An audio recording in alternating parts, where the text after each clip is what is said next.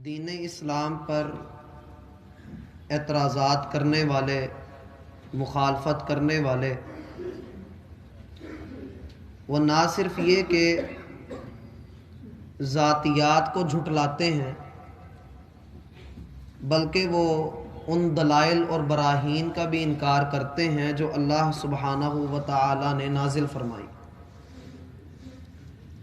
ہم دیکھتے ہیں کہ مشرکین مکہ کا رویہ اللہ کے رسول صلی اللہ علیہ وسلم کے ساتھ جس قدر کڑوا تھا، کچھ اسی طرح کے رویے اسلام کے ساتھ آج اسلام کا ہی نام لینے والوں کے ہیں۔ اسلام پر اعتراض اسی وقت آتا ہے جب انسان لا علمی کی زندگی گزارتا ہے، جب اسے کسی مسئلے کا علم نہیں ہوتا، یہ اپنی مرضی کرتا ہے، اور ایک وقت کے بعد جب اس کو علم عطا ہوتا ہے کسی کی بھی زبان سے، جب اس کے کانوں میں بات پڑتی ہے کہ یہ اللہ رب العالمین کی نافرمانی کا کام ہے، تو وہ شخص آگے سے یہ کہتا ہے کہ میں تو ساری زندگی یہ کام کرتا رہا، مجھے کسی نے منع نہیں کیا، نہ میں نے اپنے خلاف کسی کو پایا، تو آج میری ساری زندگی کا تجربہ، میری ساری زندگی کا نچوڑ، اسلام اس کو کیسے غلط کہہ سکتا ہے؟ لہٰذا اسلام کے اندر کوئی سختی نہیں، اب جو ہونا تھا ہو گیا، ہم اپنے آپ کو نہیں بدل سکتے، اور اس بنا پر ہم اپنے گناہوں کے اوپر ڈٹے رہتے ہیں، ہم اپنی اصلاح کی طرف نہیں آتے ہیں۔ اللہ رب العالمین کا یہ فرمان کہ وَعَجِبُوا أَن جَاءَهُم مُنذِرٌ مِّنْهُمْ، انہیں اس بات پر تعجب ہے، اس بات پر اعتراض ہے کہ انہی میں سے ایک ڈرانے والا ان کے پاس آ گیا، حالانکہ یہ کوئی اعتراض کرنے والی بات نہیں تھی کہ وہ اعتراض کرتے۔ مومن تو وہ ہوتا ہے کہ جسے زندگی کے آخری حصے میں بھی اپنی اصلاح کرنے کا موقع ملے تو وہ اصلاح کر لیتا ہے، وہ اپنی غلطی مان لیتا ہے، اور جو اپنی غلطی پر ڈٹ جائے وہ ابلیس کا سا رویہ اختیار کرتا ہے۔ اس لیے ہمیں چاہیے کہ ہم بجائے اعتراض کرنے کے، ہم سہل طریقے سے، اچھے طریقے سے، احسن انداز میں اسلام کی بات کو قبول کر لیں اور اللہ سبحانہ و تعالیٰ کے اطاعت گزار بن جائیں۔ کافروں نے یہ باتیں کیوں کہیں؟ ذرا خاموشی اختیار کریں۔ کافروں نے یہ باتیں کیوں کہیں؟ اللہ رب العالمین اس کی دو وجوہات بیان کرتے ہیں۔ یہ والی بات کہ انہیں تعجب کیوں ہے، یہ انہوں نے کیوں کہی، اس کی دو وجوہات اللہ رب العالمین نے بیان فرمائی۔ وقال الکافرون، آیت کے اگلے الفاظ ہیں کہ کافر یہ کہتے ہیں۔ کافر کا معنی ہوتا ہے انکار کرنے والا، چھپانے والا، حق بات کو ظاہر نہ کرنے والا۔ کافر یہ کہتا ہے، انکار کرنے والا یہ کہتا ہے۔ میرا بھائی انکار دو طرح سے ہوتا ہے، ایک ہوتا ہے کہ کوئی بندہ اپنی زبان سے انکار کر دے، مثلا کوئی بندہ یہ کہے کہ میں حج کو بھی مانتا ہوں، میں زکوٰۃ کو بھی مانتا ہوں، لیکن میں روزوں کا انکار کرتا ہوں، ایسا بندہ دین اسلام سے خارج ہو جائے گا۔ یہ لاکھ کہے کہ میرے پاس بڑا علم ہے اور میں اللہ پر بھی ایمان رکھتا ہوں، میرے پاس ایمان اور اسلام کے سارے ارکان پورے ہیں، بس میں روزے کو نہیں مانتا، ایسا بندہ کافر ہوگا۔ اس پر سب کا اتفاق ہے۔ وہ بڑی مشہور حدیث ہے، آپ نے بھی سنی ہوگی کہ ایمان کے 70 سے کچھ اوپر درجے ہیں، ایمان کے 70 سے کچھ اوپر درجے ہیں، اور بعض روایات میں 60 کے الفاظ بھی آتے ہیں۔ اب یہ جو 70 درجے ہیں، یہ کسی میں کم ہوتے ہیں، کسی میں زیادہ ہوتے ہیں۔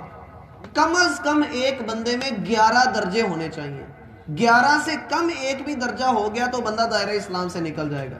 وہ کون سے 11 درجے ہیں؟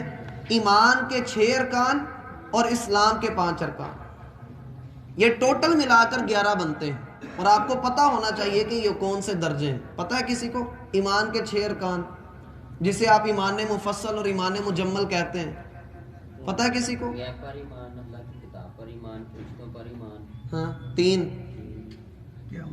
قیامت پر ایمان، اپنا تقدیر پر ایمان، اور ایک رہ گئے رسولوں پر ایمان، رسولوں پر ایمان۔ یہ 6 درجے ہیں۔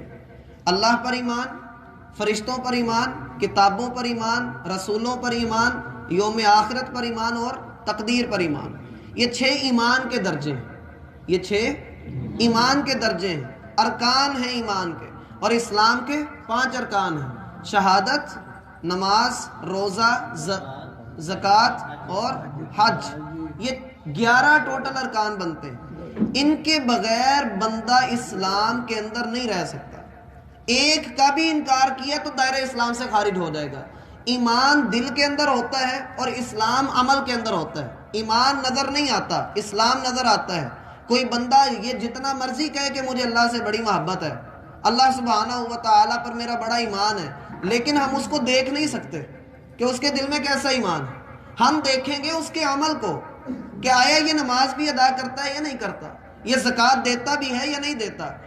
ایک طرف وہ اپنے ایمان کے ارکان کا دعویٰ کر رہا ہے، دوسری طرف وہ اپنی زبان سے اسلام کے دین کے ہی کسی ایک رکن کا انکار کر دے تو وہ دائرہ اسلام سے نکل جاتا ہے۔ دوسری انکار کی صورت یہ ہوتی ہے کہ بندہ زبان سے تو کچھ نہ بولے، سب مانے، لیکن اپنے عمل میں کمی لے آئے۔ ایسا بندہ کافر نہیں ہوتا، فاسق ہوتا ہے۔ ایسا بندہ فاسق ہوتا ہے، اور فاسق اسے کہتے ہیں جو اللہ کی بغاوت کرنے والا ہے، جو اللہ کیا باغی بن چکا ہے۔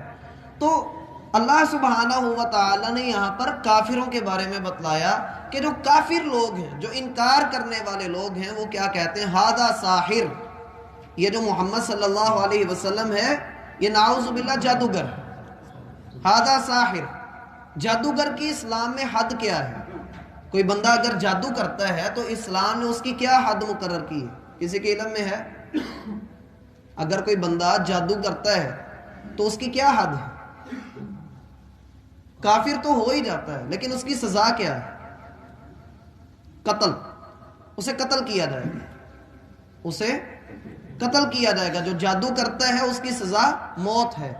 یہ ام سلمہ رضی اللہ عنہا سے روایت مروی ہے، اور اسی طریقے سے سیدنا عبداللہ بن مسعود، سیدنا معاذ بن جبل، سیدنا ابو ہریرہ، انس بن مالک، یہ سارے صحابہ کرام اس روایت کو نقل کرتے ہیں کہ اگر کوئی بندہ جادوگر ہے اور حکومت اسلام کے اندر یا مسلمانوں کی حکومت کے اندر کہیں پر وہ جادو کرتا ہوا پکڑا جاتا ہے تو اس کی سزا موت ہے۔ یہ آپ کے علم میں ہونا چاہیے۔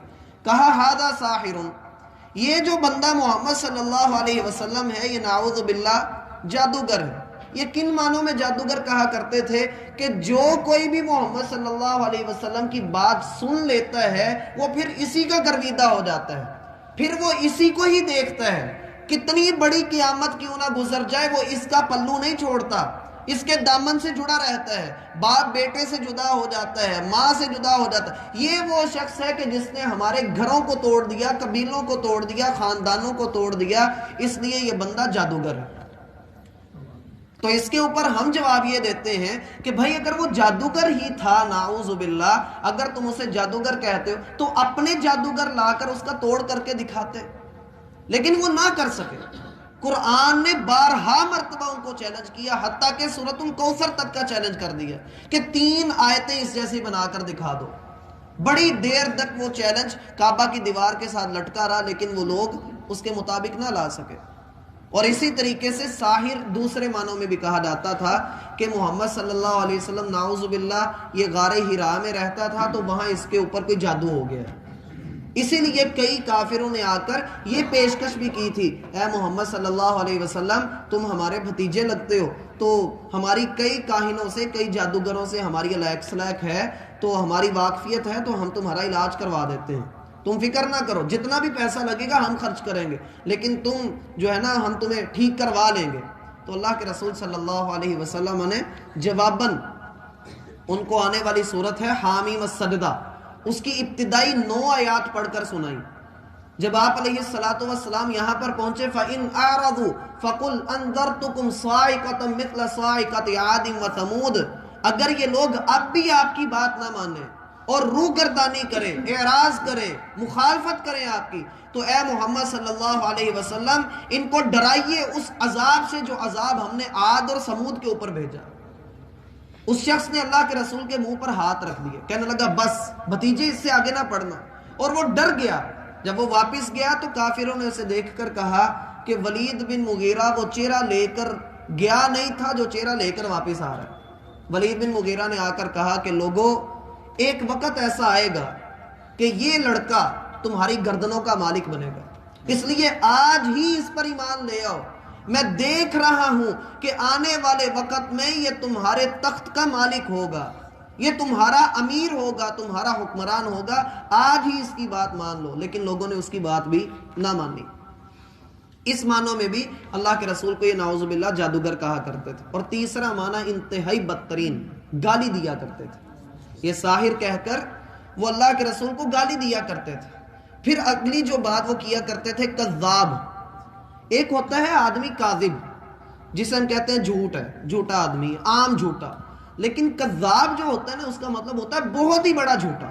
جیسے ہم تاریخ میں 2 آدمیوں کے نام دیکھتے ہیں جن کے نام کے ساتھ کذاب لگا. ایک مسیلمہ کذاب جس نے جھوٹی نبوت کا دعویٰ کیا تھا, اور 1992 میں یوسف کذاب, اس نے بھی نبوت کا دعویٰ کیا تھا.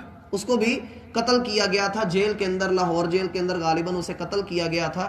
تو یہ 2 آدمی کذاب کے نام سے مشہور ہیں. تیسرا اگر کذاب دیکھنا ہو تو دجال کو کذاب کہا جاتا ہے, جو آئے گا اور بہت بڑا فتنہ ہوگا, وہ اللہ ہمیں اس سے محفوظ فرمائے.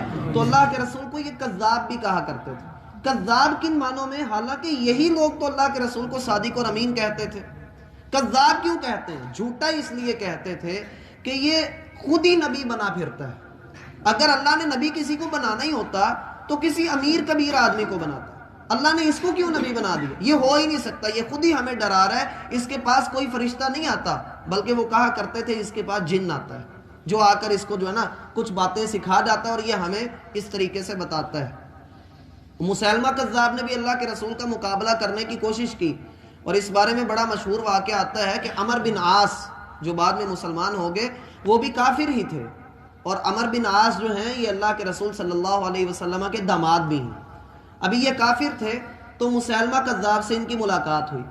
مسیلمہ کذاب کو کہنے لگے کہ تم اپنے نبی ہونے کا دعویٰ کرتے اور ادھر محمد اپنے نبی ہونے کا دعویٰ کرتا ہے, تم اپنا کوئی کلام سناؤ. ہم نے محمد کا کلام تو سنا ہی ہے, تاکہ پتہ لگے کہ تم کتنے پانی میں ہو. تو اس نے آگے سے جو اپنی وحی سنائی, اس وحی کا ترجمہ یہ تھا کہ او مینڈکی, تو کنویں کے اندر ٹر ٹر کرتی ہے تو کیا ہی خوب تیری آواز ہے. تو عمر بن عاص کہنے لگے میں محمد کو مانتا تو نہیں ہوں, ابھی میں اس پر اسلام تو نہیں لایا, لیکن میں اللہ کی قسم اٹھا کر کہتا ہوں کہ تو جھوٹا آدمی, تو سچا آدمی نہیں. کسی نبی پر اس طرح کی وحی نازل نہیں ہو سکتی جیسی بات تو کر رہا ہے. تو اللہ کے رسول صلی اللہ علیہ وسلم کو یہ کذاب ایک تو ان معنوں میں کہتے تھے کہ یہ خود ہی بنا پھرتا ہے تاکہ مشہور ہو جائے اور لوگوں کو اپنا نام دکھا سکے, اور دوسرا وہی بات کہ یہ گالی کے معنوں میں اللہ کے رسول کو کذاب کہا کرتے تھے. یہاں ایک نقطہ ان دونوں چیزوں کو ملا کر یہ سامنے آتا ہے کہ قرآن نے بے شک ہمارے سامنے یہ باتیں ذکر کی ہیں. ان باتوں کو ذکر کرنے کا کیا مقصد ہے کہ جب آپ دعوت حق کے اوپر چلیں گے تو لوگ آپ کو گالیاں بھی دیں گے, لوگ آپ کو جھوٹا بھی کہیں گے, لوگ آپ کو دیوانہ بھی کہیں گے, آپ کو بڑا کچھ کہیں گے, لیکن آپ نے کیا کرنا ہے؟ صبر کا دامن ہاتھ سے نہیں چھوڑنا. والقرآن ذی الذکر, قسم ہے اس ذات کی جو قرآن کا نازل کرنے والا ہے, جس نے قرآن کو نصیحت بنا کر بھیجا ہے. انک لمن المرسلین, آپ اللہ کے بھیجے ہوئے پیغمبروں میں سے ایک. جب رب کی گواہی پڑ جائے تو دنیا ساری مخالفت بھی کرتی پھرے تو مومن کو کوئی مسئلہ نہیں ہوتا. اللہ رب العالمین ہمیں سمجھنے کی توفیق عطا فرمائے.